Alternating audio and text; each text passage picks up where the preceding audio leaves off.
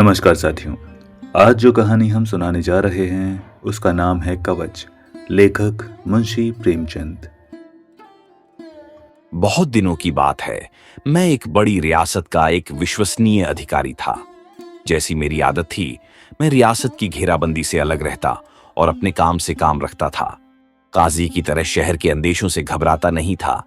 महल में हर रोज नए नए शिगूफे खिलते रहते थे, नए नए तमाशे होते रहते थे, नए नए षड्यंत्र रचे जाते थे।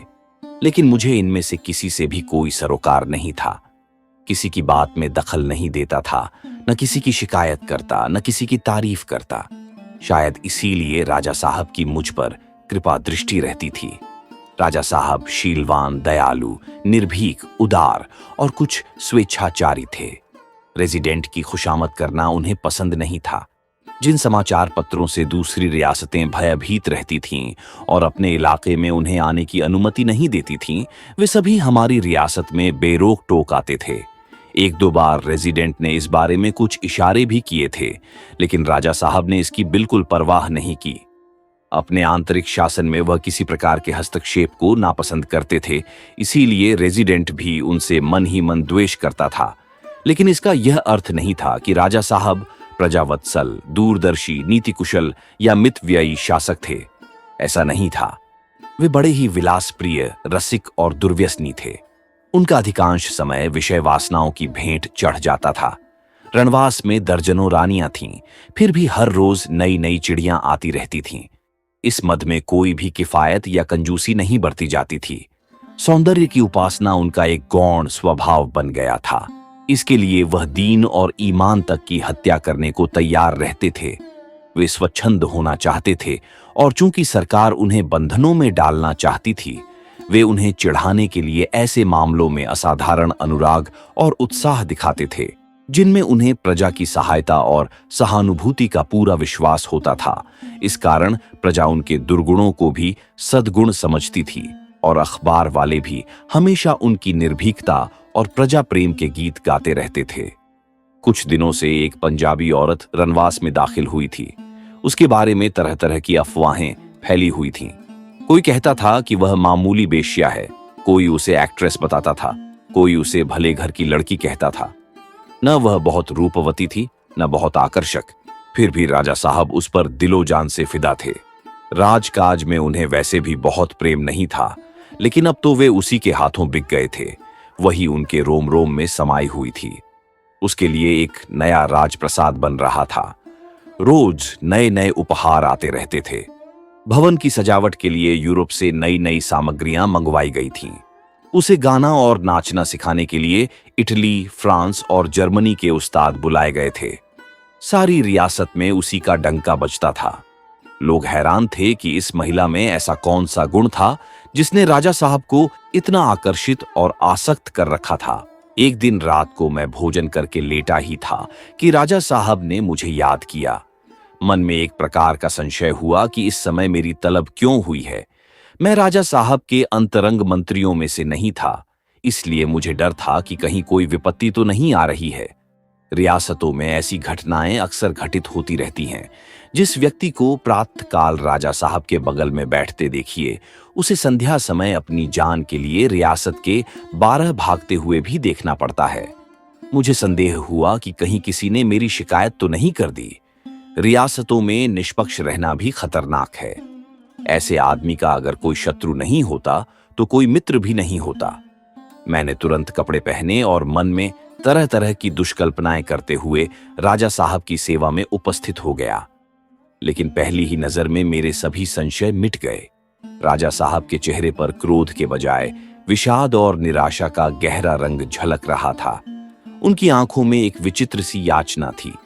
मुझे देखते ही उन्होंने कुर्सी पर बैठने का इशारा किया और बोले, क्यों जी सरदार साहब, क्या आपने कभी प्रेम किया है? किसी से प्रेम में अपने आप को खो दिया है? मैं समझ गया कि इस वक्त अदब और लिहाज की कोई जरूरत नहीं है। राजा साहब मुझसे किसी व्यक्तिगत विषय में सलाह करना चाहते थे। निसंकोच होकर बोला, दीन बंधु, मैं तो कभी इस जाल में नहीं फंसा। राजा साहब ने मेरी तरफ हाथ बढ़ाकर कहा, तुम बड़े भाग्यवान हो। अच्छा हुआ कि तुम इस जाल में नहीं फंसे। यह आंखों को लुभाने वाला सुनहरा जाल है। यह मीठा किंतु घातक विष है। यह वह मधुर संगीत है जो कानों को तो भला मालूम होता है, पर हृदय को चूर चूर कर देता है। यह वह मायामृग है जिसके पीछे आदमी अपनी जान ही नहीं, अपनी इज्जत तक खो बैठता है। उन्होंने गिलास में शराब उंडेली और एक चुस्की लेकर बोले, जानते हो, मैंने इस सरफराज के लिए कैसी कैसी परेशानियां उठाई। मैं उसके भौहों के एक इशारे पर अपना सिर उसके पैरों पर रख सकता था। ये सारी रियासत उसके चरणों पर अर्पित कर सकता था। इन्हीं हाथों से मैंने उसका पलंग बिछाया है, उसे हुक्का भर भर कर पिलाया है, उसके कमरे में झाड़ू लगाई है। वह पलंग से उतरती थी तो मैं उसकी जूती सीधा करता था। इस सेवा में मुझे कितना आनंद प्राप्त होता था, तुमसे बयान नहीं कर सकता। मैं उसके सामने जाकर उसके इशारों का गुलाम हो जाता था। प्रभुता और रियासत का गर्व मेरे दिल से लुप्त हो जाता था। उसकी सेवा में मुझे तीनों लोक का राज्य मिल जाता था। लेकिन इस जालिम ने हमेशा मेरी उपेक्षा की। शायद वह मुझे अपने योग्य ही नहीं समझती थी। मुझे यह अभिलाषा ही रह गई थी कि वह एक बार अपनी मस्तानी रसीली आंखों से, एक बार उन इठलाते हुए होठों से मेरी तरफ मुस्कुराती। मैंने समझा था कि शायद वह उपासना की ही वस्तु है, शायद उसे इन रहस्यों का ज्ञान नहीं। हाँ, मैंने समझा था कि शायद अभी उसकी अल्हड़ता उसके प्रेमोद्धार पर मुहर लगाए हुए है। मैं इस आशा से अपने व्यथित हृदय को तस्कीन देता था कि कभी तो मेरी अभिलाषाएं पूरी होंगी, कभी तो उसकी सोई हुई कल्पना जागेगी। राजा साहब एकाएक चुप हो गए। फिर कहीं दूर शीशे की तरफ देखकर शांत भाव से बोले, मैं इतना कुरूप तो नहीं हूं कि कोई रमणी मुझसे इतनी घृणा करे। राजा साहब बहुत ही रूपवान आदमी थे। उनका कद ऊंचा था, शरीर भरा हुआ था, सेव का रंग था और चेहरे से तेज झलकता था। मैंने निर्भीक होकर कहा, इस विषय में तो प्रकृति ने हुजूर के साथ बड़ी उदारता से काम लिया है। राजा साहब के चेहरे पर एक क्षीण उदास मुस्कुराहट दौड़ गई, लेकिन फिर वही निराशा छा गई। उन्होंने कहा, सरदार साहब, मैंने इस बाजार की खूब सैर की है। सम्मोहन और वशीकरण के जितने लटके हैं उन सभी से परिचित हूं, मगर जिन मंत्रों से मैंने अब तक हमेशा विजय पाई है वे इस अवसर पर निरर्थक सिद्ध हुए हैं। अंत में मैंने यही निश्चय किया कि कुआं ही अंधा है, इसमें प्यास को शांत करने की क्षमता नहीं है। मगर शोक, कल मुझ पर इस निष्ठुरता और उपेक्षा का रहस्य खुला गया। आह, काश ये रहस्य कुछ दिन और मुझसे छिपा रहता, कुछ दिन और मैं इसी भ्रम, इसी अज्ञान अवस्था में पड़ा रहता। राजा साहब का उदास चेहरा एकाएक कठोर हो गया। उनके शीतल नेत्रों में ज्वाला सी चमक उठी और उन्होंने कहा, देखिए, ये वह पत्र हैं जो कल गुप्त रूप से मेरे हाथ लगे। मैं इस वक्त इस बात की हकीकत की जांच पड़ताल करना व्यर्थ समझता हूं कि ये पत्र मेरे पास किसने भेजे, उन्हें ये कहां से मिले। अवश्य ही ये सरफराज की अहित कामना के इरादे से भेजे गए होंगे। मुझे तो केवल यह निश्चय करना है कि ये पत्र असली हैं या नकली। मुझे तो उनके असली होने में अणु भर भी संदेह नहीं है। मैंने सरफराज की लिखावट देखी है, उसकी बातचीत के अंदाज से अनभिज्ञ नहीं हूं। उसकी जवानी पर जो वाक्य चढ़े हुए हैं उन्हें भी खूब जानता हूं। इन पत्रों में वही लिखावट है। कितनी भीषण परिस्थिति है। इधर मैं तो एक मधुर मुस्कान, एक मीठी अदा के लिए तरसता हूं, उधर प्रेमियों के नाम प्रेम पत्र लिखे जाते हैं, वियोग वेदना का वर्णन किया जाता है। मैंने इन पत्रों को पढ़ा है, पत्थर सा दिल करके पढ़ा है, खून का घूंट पी पी कर पढ़ा है और अपनी बोटियों को नोच नोच कर पढ़ा है। आंखों से रक्त की बूंदें निकल निकल आई हैं।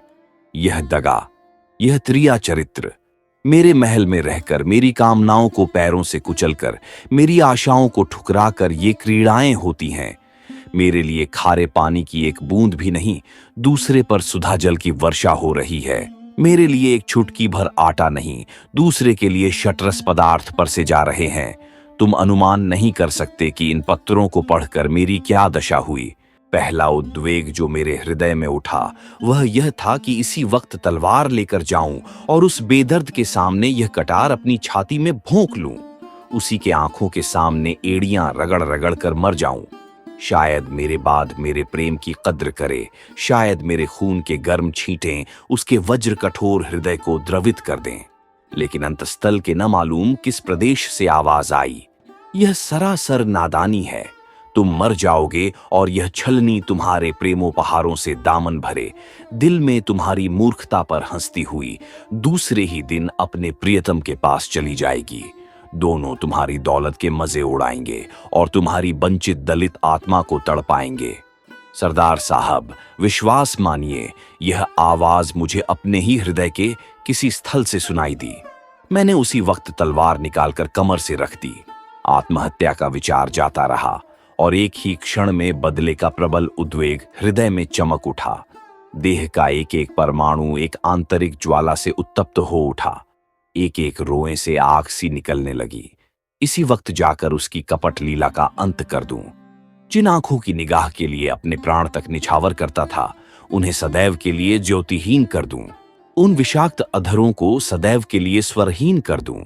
जिस हृदय में इतनी निष्ठुरता, इतनी कठोरता और इतना कपट भरा हुआ हो, उसे चीरकर पैरों से कुचल डालूं। खून सा सिर पर सवार हो गया। सरफराज की सारी महत्ता, सारा माधुर्य, सारा भाव विलास दूषित मालूम होने लगा। उस वक्त अगर मुझे मालूम हो जाता कि सरफराज की किसी ने हत्या कर डाली है, तो शायद मैं उस हत्यारे के पैरों का चुंबन करता। अगर सुनता कि वह मरणासन्न है, तो उसके दम तोड़ने का तमाशा करता। खून का दृढ़ संकल्प करके मैंने दोहरी तलवारें कमर में लगाई और उसके शयनागार में दाखिल हुआ। जिस द्वार पर जाते ही आशा और भय का संग्राम होने लगता था, वहां पहुंचकर इस वक्त मुझे वह आनंद हुआ जो शिकारी को शिकार करने में होता है। सरदार साहब, उन भावनाओं और उद्गारों का जिक्र नहीं करूंगा जो उस समय मेरे हृदय को आंदोलित करने लगे। अगर वाणी में इतनी सामर्थ्य होती तो मन को इस चर्चा से उद्विग्न नहीं करना चाहता था। मैंने दबे पांव कमरे में कदम रखा। सरफराज विलासमय निद्रा में मग्न थी, मगर उसे देखकर मेरे हृदय में एक विचित्र करुणा उत्पन्न हुई। जी हां, वह क्रोध और उत्ताप न जाने कहां गायब हो गया। उसका क्या अपराध है? ये प्रश्न आकस्मिक रूप से मेरे हृदय में पैदा हुआ। उसका क्या अपराध है? अगर उसका वही अपराध है जो इस समय मैं कर रहा हूं, तो मुझे उससे बदला लेने का क्या अधिकार है? अगर वह अपने प्रियतम के लिए उतनी ही विकल, उतनी ही अधीर, उतनी ही आतुर है जितना मैं हूं, तो उसका क्या दोष है? जिस तरह मैं अपने दिल से मजबूर हूं, क्या वह भी अपने दिल से मजबूर नहीं है? अगर मुझ में वह गुण होते, तो उसकी तबीयत क्यों मेरी ओर आकर्षित न होती? मुझ में वे बातें नहीं हैं कि मैं उसका जीवन सर्वस्व बन सकूं। अगर मुझे कोई कड़वी चीज अच्छी नहीं लगती, तो मैं स्वभावतः हलवाई की दुकान की तरफ जाऊंगा जो मिठाइयां बेचता है। संभव है धीरे धीरे मेरी रुचि बदल जाए और मैं कड़वी चीजें पसंद करने लगूं। लेकिन बलात् तलवार की नोक पर कोई कड़वी चीज मेरे मुंह में नहीं डाल सकता। इन विचारों ने मुझे पराजित कर दिया। वह सूरत जो एक क्षण पहले मुझे काटे खाती थी, उसमें पहले से शतगुणा आकर्षण था। अब तक मैंने उसे निद्रावस्था में न देखा था, लेकिन निद्रा में उसका रूप और भी निष्कलंक और अनुपम मालूम हुआ। जागृति में निगाह कभी आंखों के दर्शन करती, कभी अधरों के, कभी कपोलों के। इस नींद में उसका रूप अपनी संपूर्ण कलाओं से चमक रहा था। रूप छटा थी कि दीपक जल रहा था। राजा साहब ने फिर प्याला मुंह से लगाया और बोले, सरदार साहब, मेरा जोश ठंडा हो गया। जिससे प्रेम हो गया, उससे द्वेष नहीं हो सकता, चाहे वह हमारे साथ कितना भी अन्याय क्यों न करे। जहां प्रेमिका प्रेमी के हाथों कत्ल हो, वहां समझ लीजिए कि प्रेम न था, केवल विषय लालसा थी। मैं वहां से चला आया, लेकिन चित्त किसी तरह शांत नहीं हो रहा। तब से अब तक मैंने क्रोध को जीतने की भरसक कोशिश की, लेकिन असफल रहा। जब तक वह शैतान जिंदा है, मेरे पहलू में एक कांटा खटकता रहेगा, मेरी छाती पर सांप लौटता रहेगा। वही काला नाम फन उठाए हुए उस रत्न राशि पर बैठा हुआ है। वहीं मेरे और सरफराज के बीच में लोहे की दीवार बनी हुई है। वहीं इस दूध की मक्खी है। उस सांप का सिर कुचलना होगा। जब तक मैं अपनी आंखों से उसकी धज्जियां बिखरते न देखूंगा, मेरी आत्मा को संतोष नहीं होगा। परिणाम की कोई चिंता नहीं, कुछ भी हो, लेकिन उस नर पिशाच को जहन्नुम में डालकर दम लूंगा।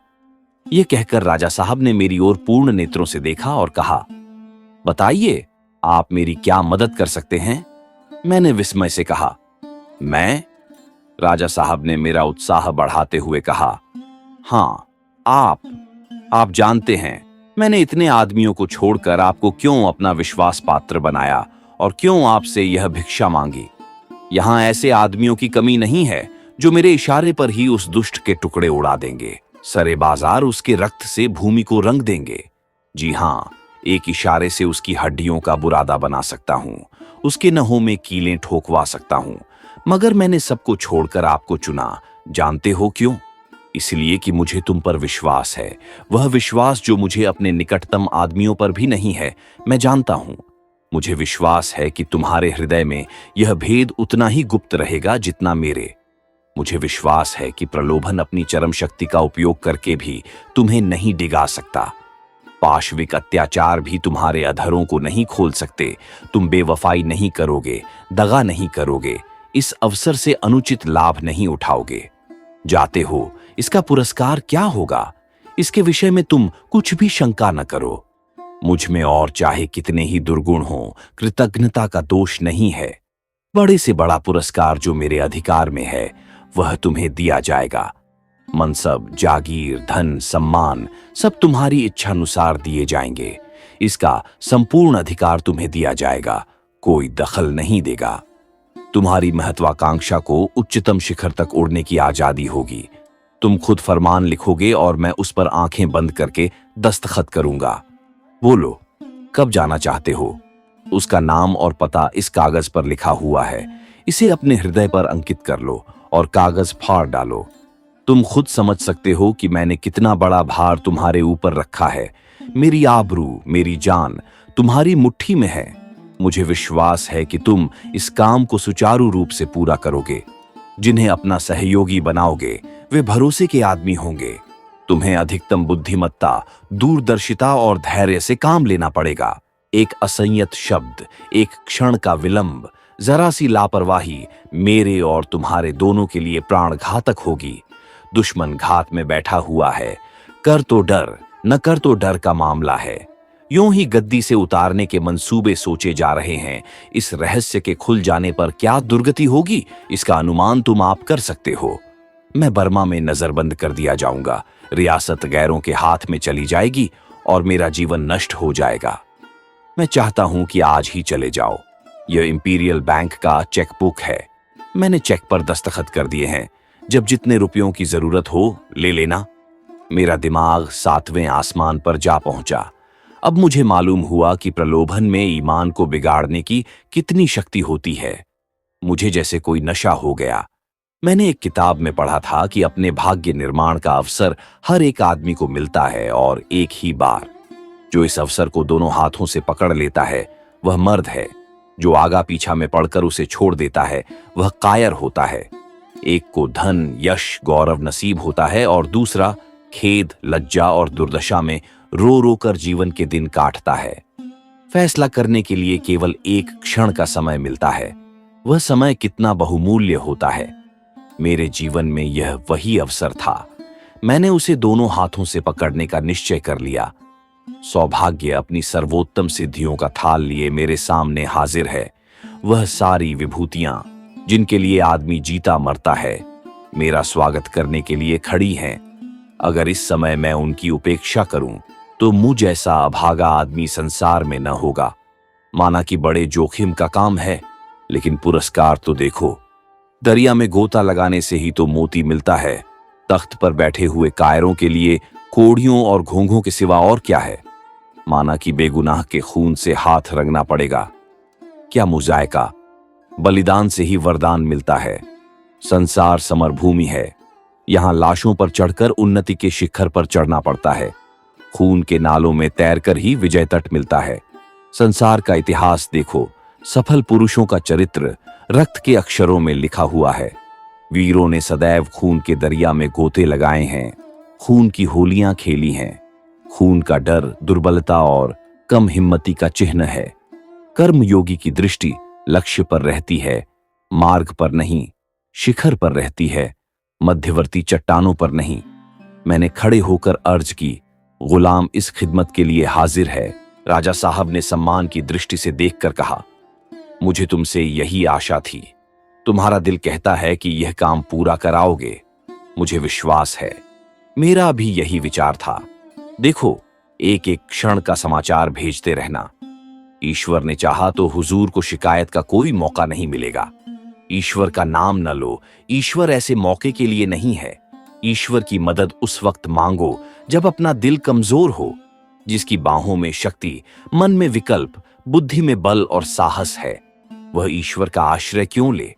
अच्छा, जाओ और जल्द सुरखरू होकर लौटो, आंखें तुम्हारी तरफ लगी रहेंगी। मैंने आत्मा की आलोचनाओं को सिर तक न उठाने दिया। उस दुष्ट को क्या अधिकार था कि वह सरफराज से ऐसा कुत्सित संबंध रखे, जब उसे मालूम था कि राजा साहब ने उसे अपने हरम में दाखिल कर लिया है। यह लगभग उतना ही घृणित अपराध है जितना किसी विवाहित स्त्री को भगा ले जाना। सरफराज एक प्रकार से विवाहिता है। ऐसी स्त्री से पत्र व्यवहार करना और उस पर डोरे डालना किसी भी दशा में क्षम्य नहीं हो सकता। ऐसे संगीन अपराध की सजा भी उतनी ही संगीन होनी चाहिए। अगर मेरे हृदय में उस वक्त तक कुछ दुर्बलता, कुछ संशय, कुछ अविश्वास था, तो इस तर्क ने उसे दूर कर दिया। सत्य का विश्वास सत्साहस का मंत्र है। अब वह खून मेरी नजरों में पापमय हत्या नहीं, जायज खून था, और उससे मुंह मोड़ना लज्जाजनक कायरता। गाड़ी के जाने में अभी 2 घंटे की देरी थी। रात भर का सफर था, लेकिन भोजन की ओर बिल्कुल रुचि नहीं थी। मैंने सफर की तैयारी शुरू की। बाजार से एक नकली दाढ़ी लाया, ट्रंक में 2 रिवॉल्वर रख लिए।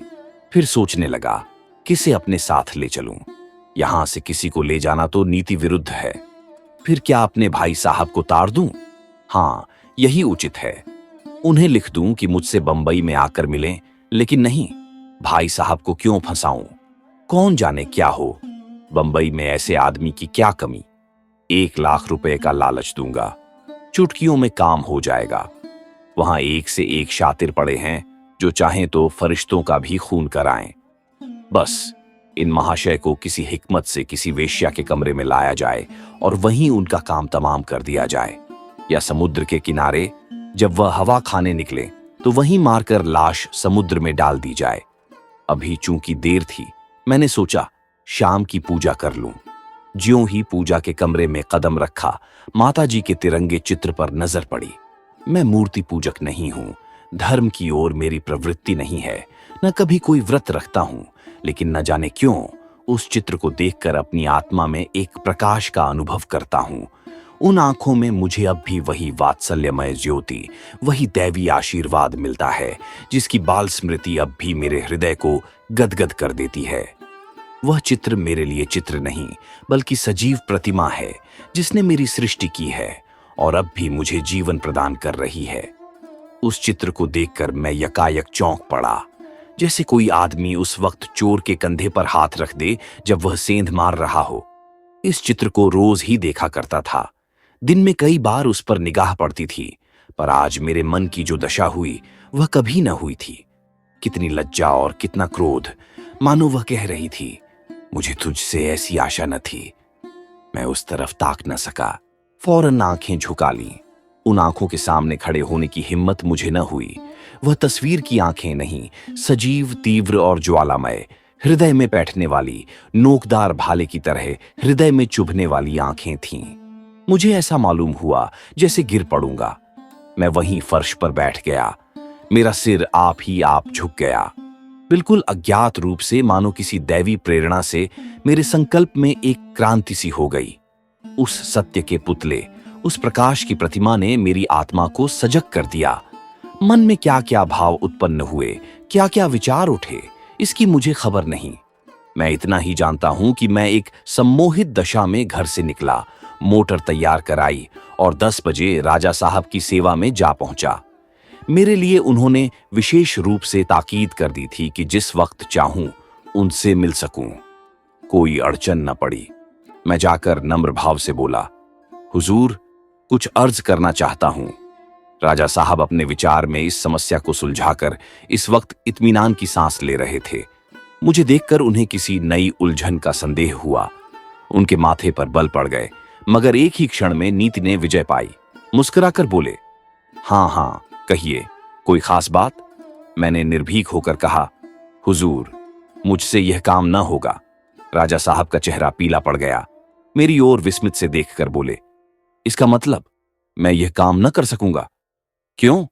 मुझ में वह सामर्थ्य नहीं है। राजा साहब ने व्यंग्यपूर्ण नेत्रों से देखकर कहा, शायद आत्मा जागृत हो गई। क्यों? वही बीमारी जो कायरों और नामर्दों को हुआ करती है। अच्छी बात है, जाओ। हुजूर, आप मुझसे नाराज न हो, मैं अपने में वह। राजा साहब ने सिंह की भांति आग्नेय नेत्रों से देखते हुए गरज कर कहा, मत बको, नमक। फिर कुछ नम्र होकर बोले, तुम्हारे भाग्य में ठोकरें खाना ही लिखा है। मैंने तुम्हें वह अवसर दिया था जिसे कोई दूसरा आदमी दैवी वरदान समझता, मगर तुमने उसकी कद्र न की। तुम्हारी तकदीर तुमसे फिरी हुई है। हमेशा गुलामी करोगे और धक्के खाओगे। तुम जैसे आदमियों के लिए गेरुए बाने हैं और कमंडल तथा पहाड़ की गुफा। इस धर्म और अधर्म की समस्या पर विचार करने के लिए उसी वैराग्य की जरूरत है। संसार मर्दों के लिए है। मैं पछता रहा था कि मैंने पहले ही क्यों न इनकार कर दिया। राजा साहब ने एक क्षण के बाद फिर कहा, अब भी मौका है, फिर सोचो। मैंने उसी निष्कलंक तत्परता के साथ कहा, हुजूर, मैंने खूब सोच लिया है। राजा साहब हठ दांतों से काटकर बोले, बेहतर है, जाओ और आज ही रात को मेरे राज्य की सीमा के बाहर निकल जाओ। शायद कल तुम्हें इसका अवसर न मिले। मैं न मालूम क्या समझकर तुम्हारी जान बख्शी कर रहा हूं। न जाने कौन मेरे हृदय में बैठा हुआ तुम्हारी रक्षा कर रहा है। मैं इस वक्त अपने आप में नहीं हूं, लेकिन मुझे तुम्हारी शराफत पर भरोसा है। मुझे अब भी विश्वास है कि इस मामले को तुम दीवार के सामने भी जबान पर न लाओगे। मैं चुपके से निकल आया और रातों रात राज्य के बाहर पहुंच गया। मैंने उस चित्र के सिवा और कोई चीज अपने साथ न ली। इधर सूर्य ने पूर्व की सीमा में पर्दापण किया, उधर मैं रियासत की सीमा से निकलकर अंग्रेजी इलाके में जा पहुंचा। आप सुन रहे थे मुंशी प्रेमचंद की लिखी कहानी कवच।